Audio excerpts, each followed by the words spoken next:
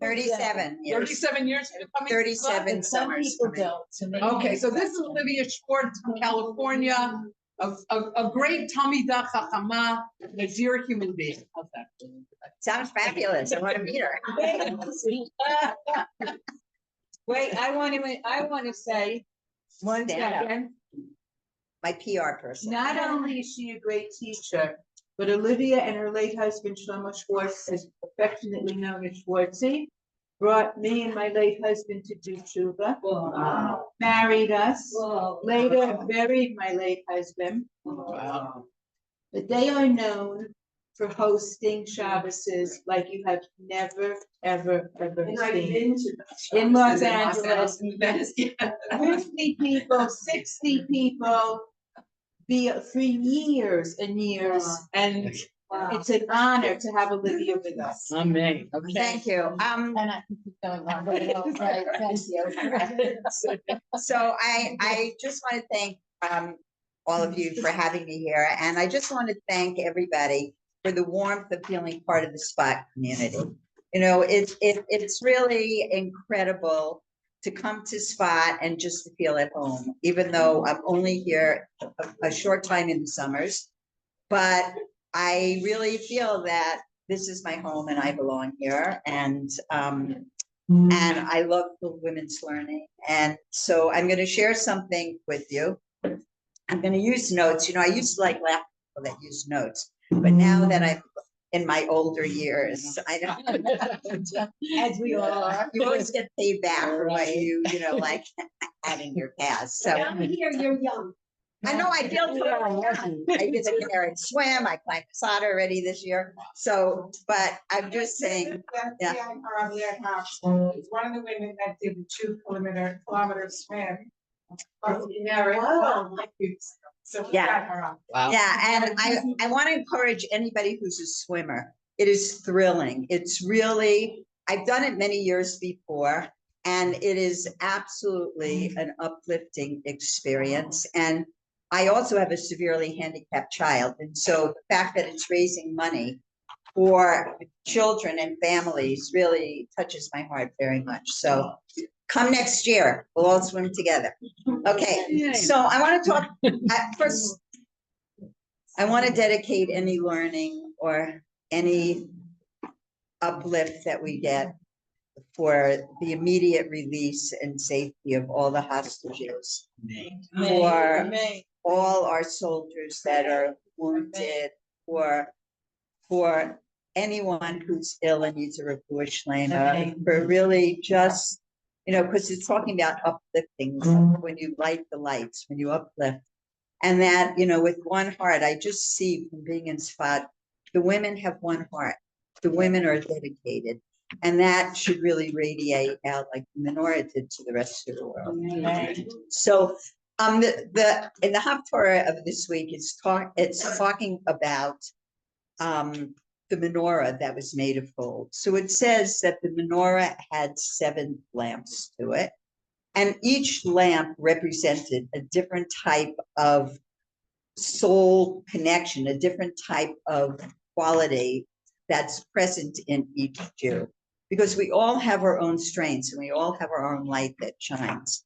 So there were 7 lamps, and Hasidus talks about how there were 7 different approaches for a person to be connected to God, for a person to uplift themselves and the world, and how we do our service in the world. So in Hasidus, it's designated as there's a lamp of Chesed, there's a lamp of Gevurah, there's a lamp of Tiferes, et cetera, et cetera. And each of us comes down into the world with one of those qualities shining, one of those in the higher aspect of who we are and how we behave in the world. But the common denominator is that we're all lamps, even though we might have different aspects to us. And we all have the ability to illuminate the Beis Hamikdash, which we know was the main illuminator of the whole entire world. Because the windows of the Beis Hamikdash were wide on the outside, they were narrow on the inside, so that the light of the menorah could radiate out and then out into the whole entire world.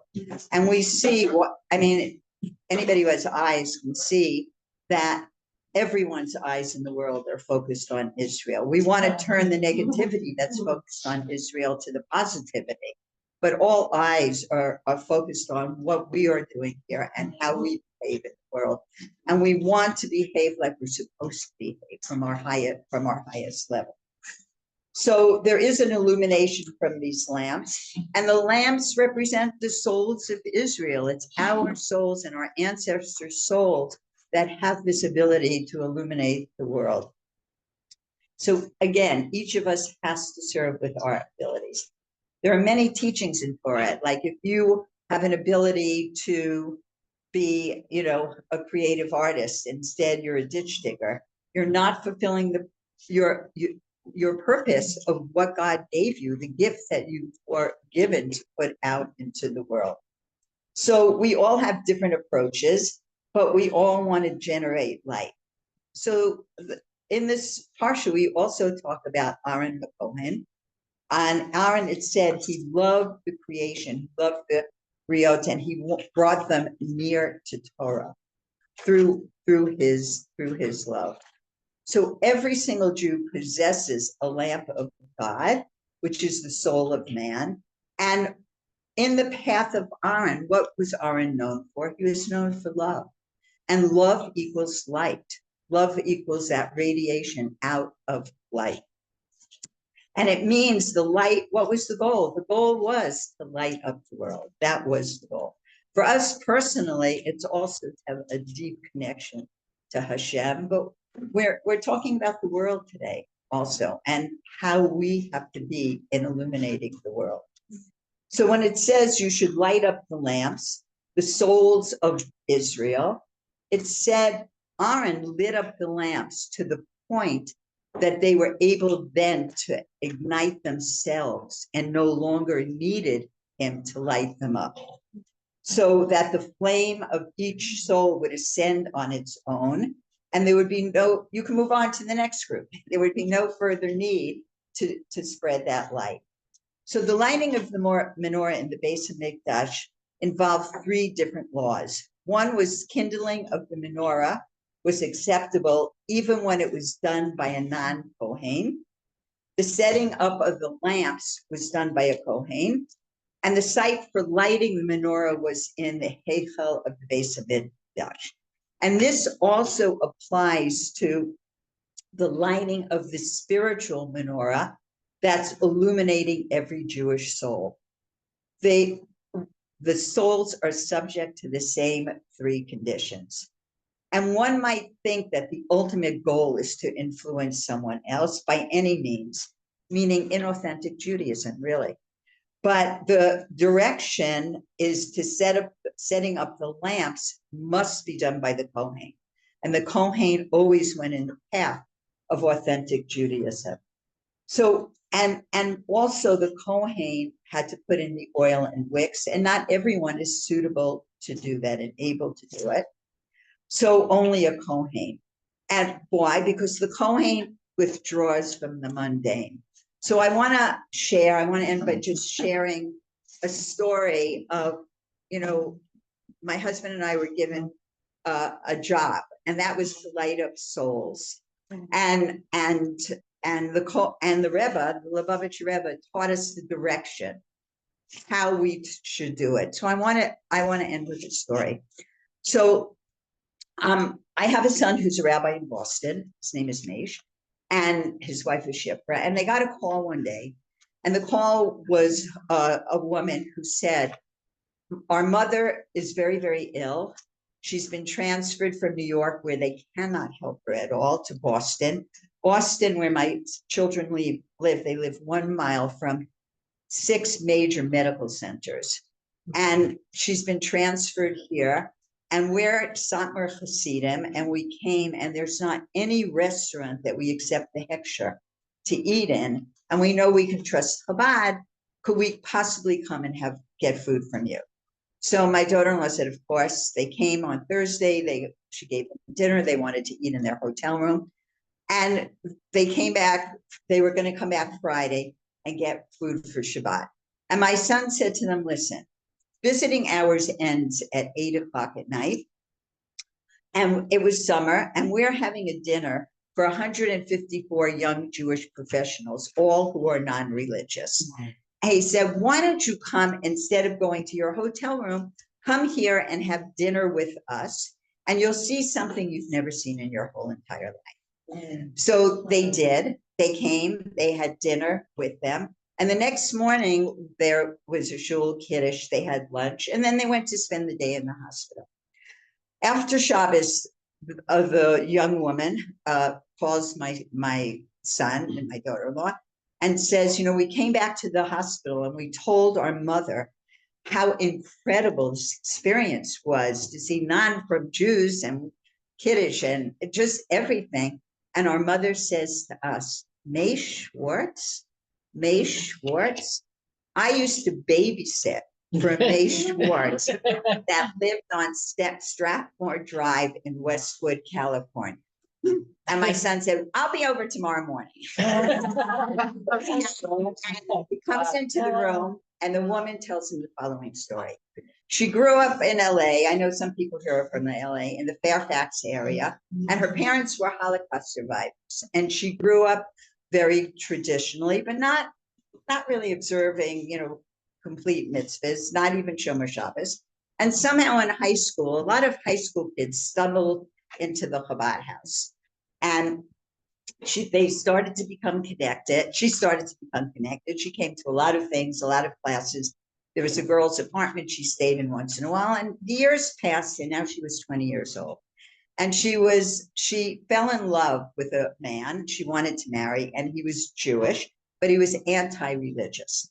Mm-hmm. And my husband said to her, look, he said, you love Yiddishkeit and you want to live a Jewish life. And this man does not want to live a Jewish life at all. I suggest I'm going to send you, if you want, to Minnesota, to a women's yeshiva there for the summer to learn. And you'll decide from there, but give yourself a chance to grow in your Judaism.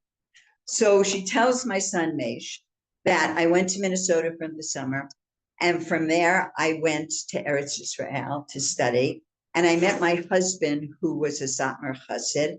And we have 8 religious children. And everything we have in our life is due to your husband, is due to your father. Wow. And that's the story of the gift of lighting up souls and having them radiate out into the world. And it is right. And the gift. And I want to say something on that. We have been gifted to hear hundreds of ends of the story, and it's quite remarkable, really, and it is a gift. So, if I can memorize my notes, you think I'm going to remember the years?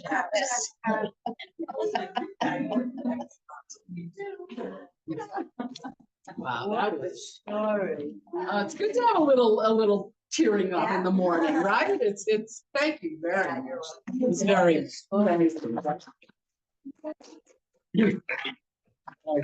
So we're going on with our study of Ben Adam L'Chavero, and we're starting a new topic. Thank God. Unless you want to continue, we could continue with that same topic. No, we're going on. Okay, we're taking something nice and easy, and it's the mitzvah of Bikur Cholim, of visiting the sick. Oh boy. Want to argue somebody? Okay. All right. So here's the story that we begin with. Rena had to practically drag her friend Aviva through the hospital entrance. I told you I'm terrified of hospitals. Even the smell of the disinfectant makes me dizzy, Aviva protested. Besides, I'm sure that the minute I see Rachel, I'll just burst into tears. No, you won't, Rena insisted. Renas are like that. Rachel was their newly married friend. I agree that it's painful to see Rachel languishing in the oncology ward, but our job now is to smile and to make light conversation and cheer her up, as hard as that may be. The visit was easier than Aviva had imagined.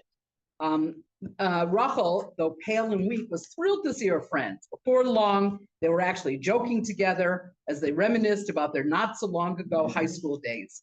When the medical staff came to do some routine checks, Rena and Aviva stepped discreetly out into the hallway. where Rachel's husband and mother were sitting quietly. A few minutes later, one of the doctors called Rachel's husband into the room. Concerned, he rushed in. A moment later, he emerged, all smiles, and reported to his mother-in-law, "The doctor just told me that Rachel's vital signs are better than they've been in weeks." He asked me if we've tried some dramatic new treatment he hadn't heard about. I told him the treatment was nothing more than the dedicated friend's Bikur Cholim visit. Casting an appreciative glance at Rina and Viva's direction. They literally, they revived her spirit. Okay, so we are told that we are to emulate Hashem's ways. And one of the early scenes that we see in Chumash Bereshis is Hashem coming to be Mavaker Cholim for Avram Avinu after he had Bris Milah.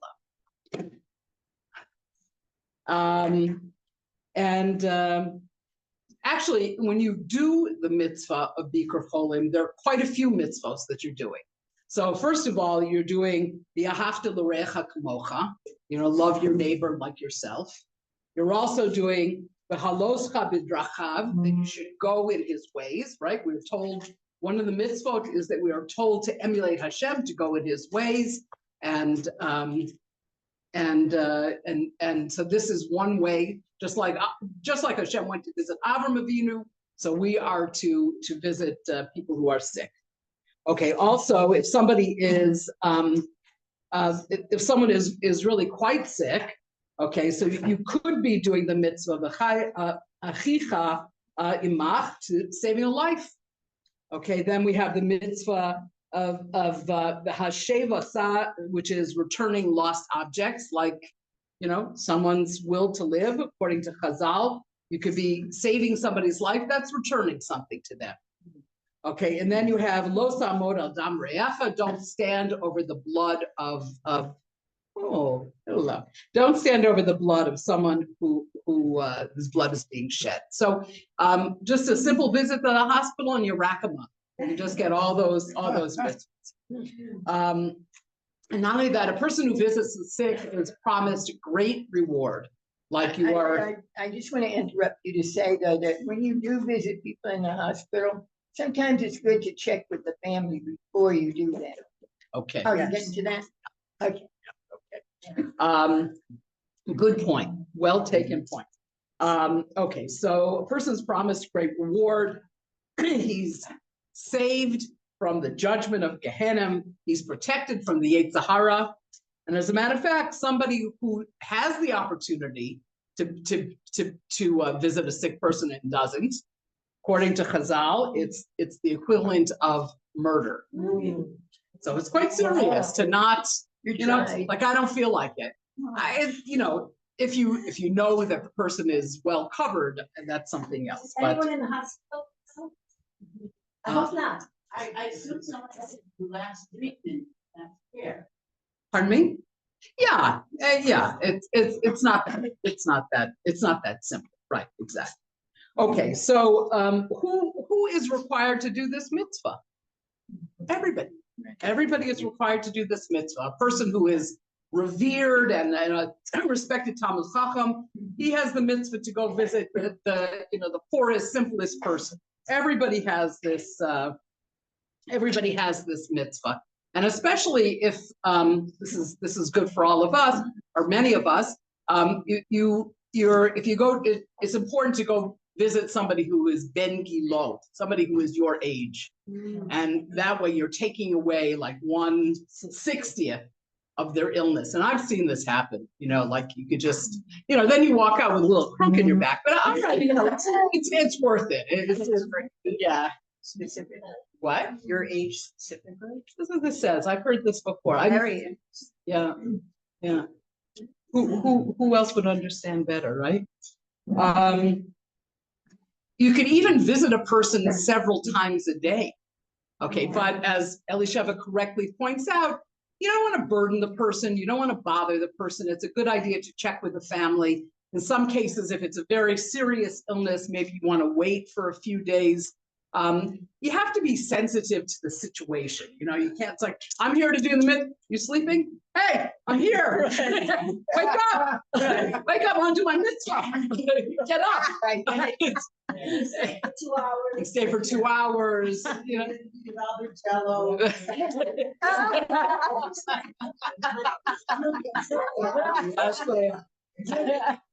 People fall into the hospital. Of course, People get sick. of course. You're 100% right. Like the COVID, the- 100% right. But you said this doesn't always apply to people in the hospital. This applies to people who are sick at home. That's exactly correct. You have to, yeah. There's Yeah. a certain segment of people that'll bring in 20 of their cousins, relatives all around the bed. Right. Where the one in there.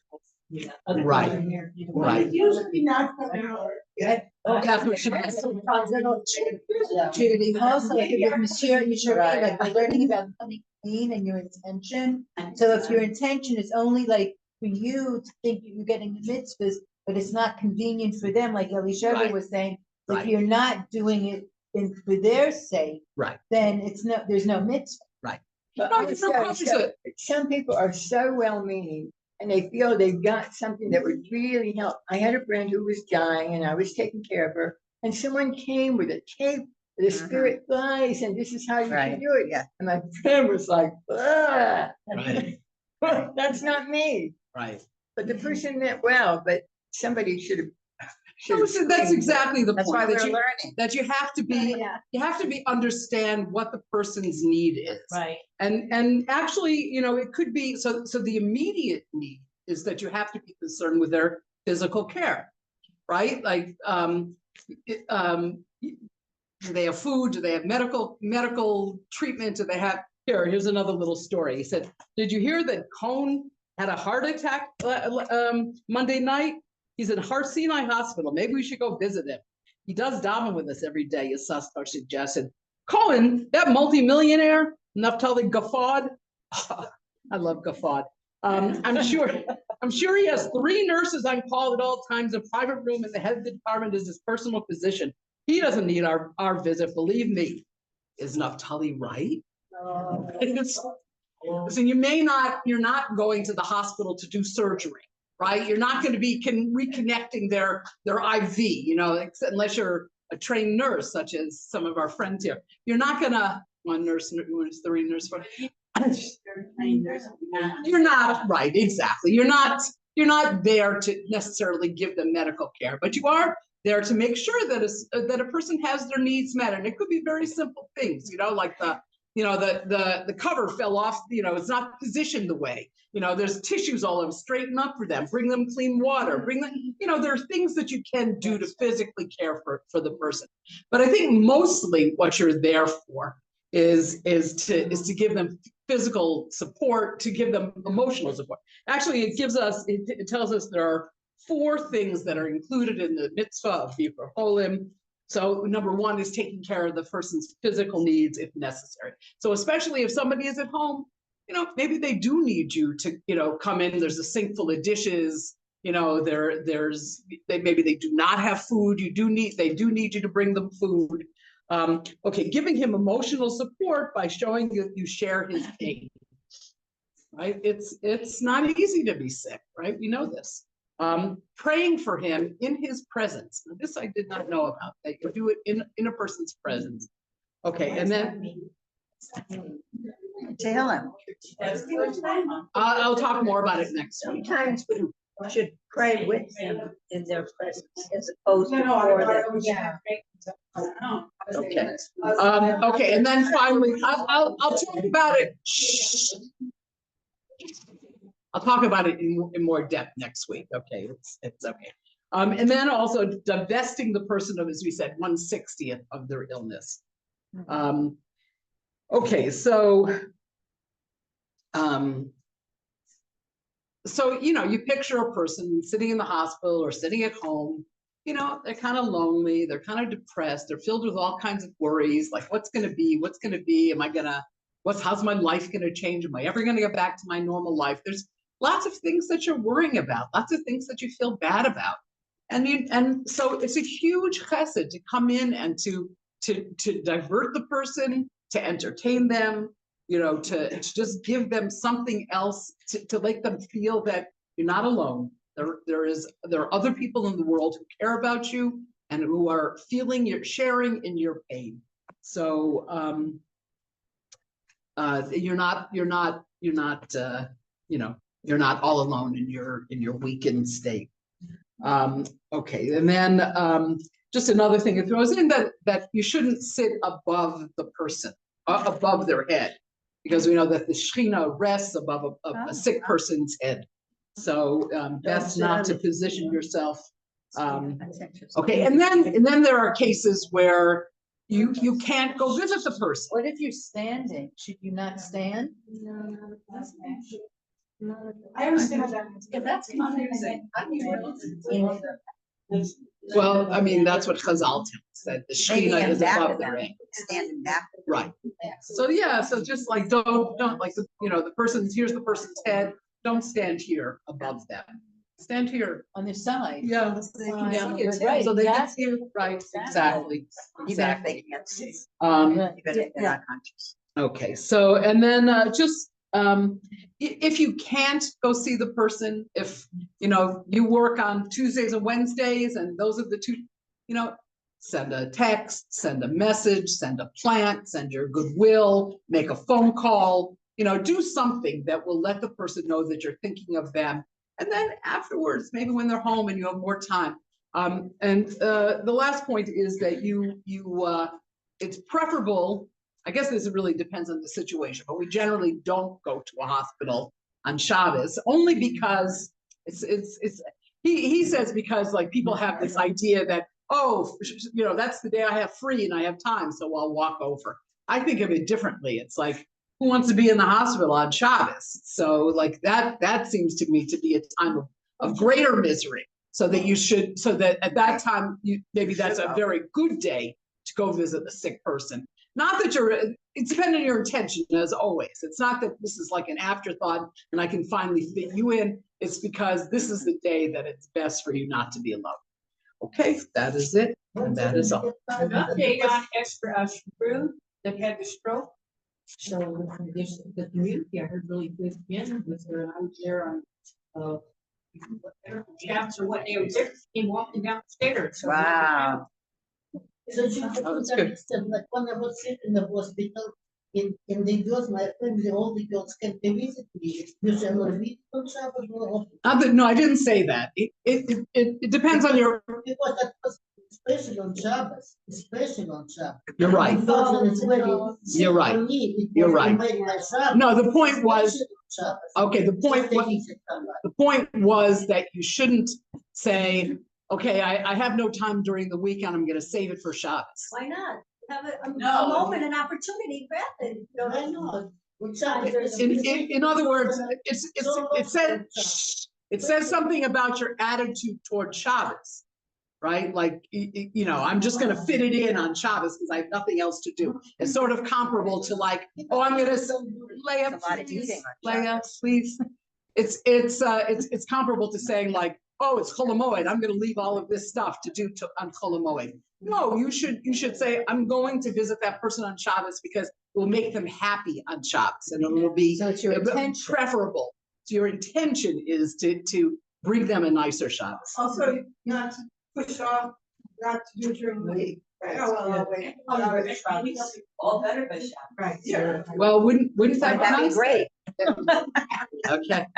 Darn, you're all healthy and ready. I was gonna come. I lost my mitzvah again. All right. So this morning, segue. breakfast. What? It's a good segue. Okay. Okay.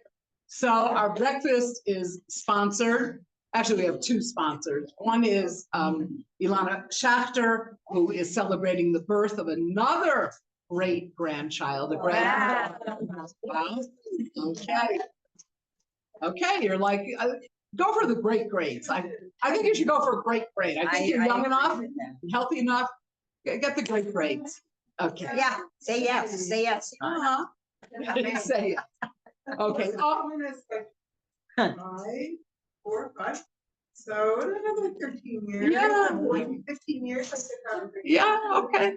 Okay, so we're also celebrating, breakfast is also sponsored by Elisheva Phillips.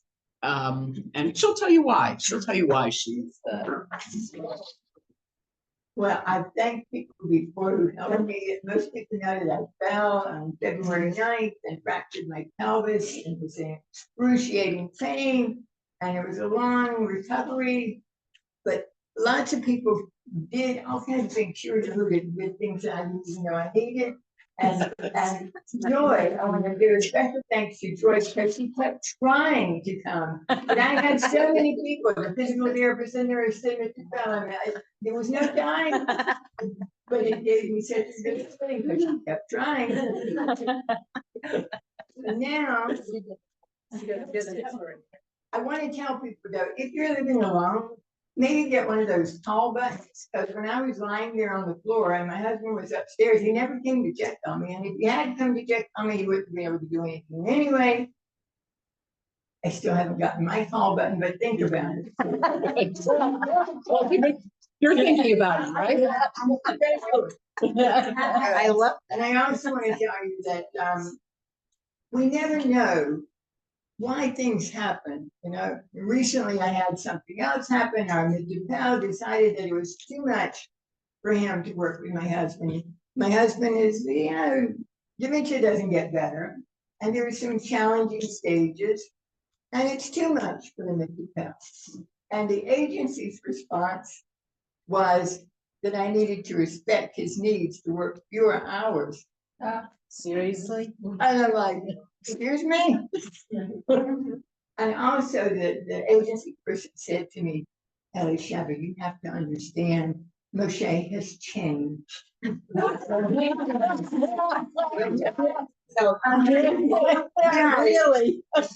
think I'm pretty aware of that.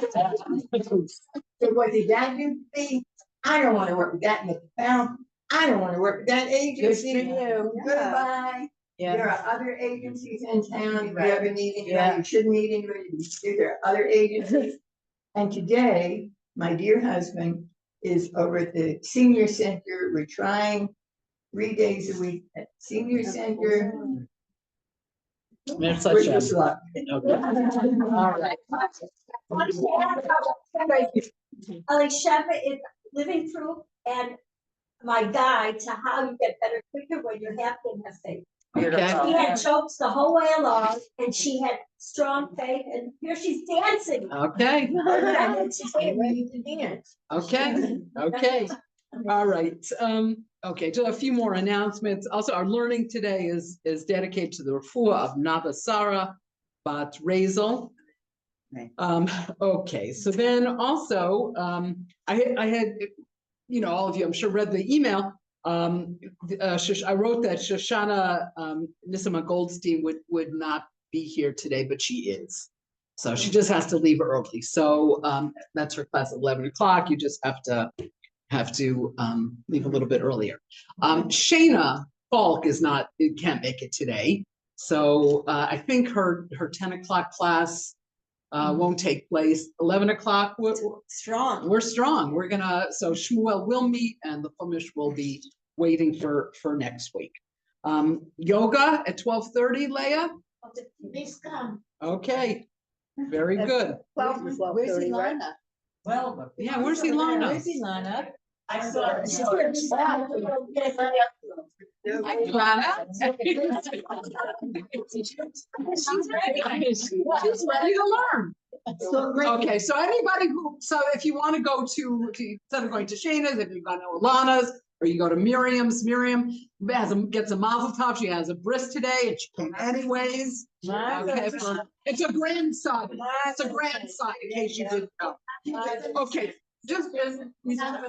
okay, so at 12:30, okay, we're starting a new series, 2 months, 8 classes with Riva Muna Seidel. Okay, so she's going to be speaking about inner intimacy. Okay, which sounds like a very interesting kind of thing, developing self-love, self-compassion, self-forgiveness, self-awareness, an expression of tshuva de le'ilah, and the highest expression of tshuva. Okay, next, we're going on a tiyul. Okay, so I wrote in the email that it's on Wednesday, June 25th. Erase that from your brain. Erase that. Okay, it's going to be not Wednesday. It's going to be Tuesday the 24th, which is much easier to get out of town and much easier for a lot of reasons. So, yeah.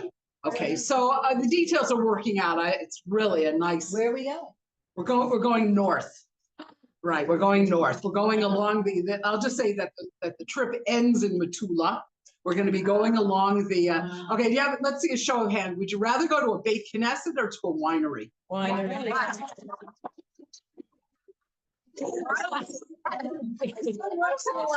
What? We're going to be in Dalton, but we're going to go to a different, okay. Well, in Dalton, there are quite a few. There's also Kivrei Tzadikim there, and there's also many interesting places. It's going to be there is a bit of hiking, but it's pretty gentle hiking, and sitting there planning the entire maslul around Shiratim. That's real, but a very nice place. You'll bring lunch, and we'll stop at a kiosk. You can buy drinks and things like that, and you bring snacks and stuff. And so we'll leave at about 9, and we should hopefully be back in town between 5 and 6, 5:30, Nice. something like that. So it'll be a nice day. I don't know how much yet. I have to speak to the bus company and blah, blah, blah, but we'll find out. Okay, I have one more announcement, and then you can make your announcement. So first of all, Bas Medrash dues, it's the beginning of the month, sort of. The box for my Bas Medrash is with the cover. It's The brown. metal box, right. This one. And the other box is for the soldiers. We had a little bit of a mix-up last time. So Right. this is, okay, I just want to mention that anybody who's been transferring money into the Shari Bina account, so unfortunately we sever our relationship. There's like certain legal things, so they can't do it anymore. So you'll have to pay with cash, and if you absolutely need to have a receipt, so then you'll talk to me and we'll see if we can work something out. But otherwise, so you can pay with cash or not with a check, pay with cash and go from there. But pay. But that's actually that's really the important thing. Pay. Okay, that's it. Anybody else have Leah? You wanted to announce? Yes, I just want to say something about yoga. So we'll start exactly 5 minutes after 12. It's not a full yoga. This is where we are just working on a gentle exercises, yogic way, on the shoulders, head, all our part of the body. It's very important, very important. Yeah. So use the opportunity why I'm still in this world. So please come. Okay, she was my yoga teacher. I flunked out, but okay, that's it. All right, anybody else? Viva Spiegel's Tambourine Dream Festival happening now. It's really fun. I went last night. I plan to go later this afternoon too. It's super fun. What is it? I went yesterday afternoon and it was great. Okay, Hi, anybody Judy. else have any announcements? Hi, Judy. Did you get my Did you get my message about paying when I get there? Don't worry about it. Don't worry. I'll pay when I get there. Okay, that's it. Okay, let's go on some rubbish. Tomorrow, yeah, and tomorrow. That's tomorrow.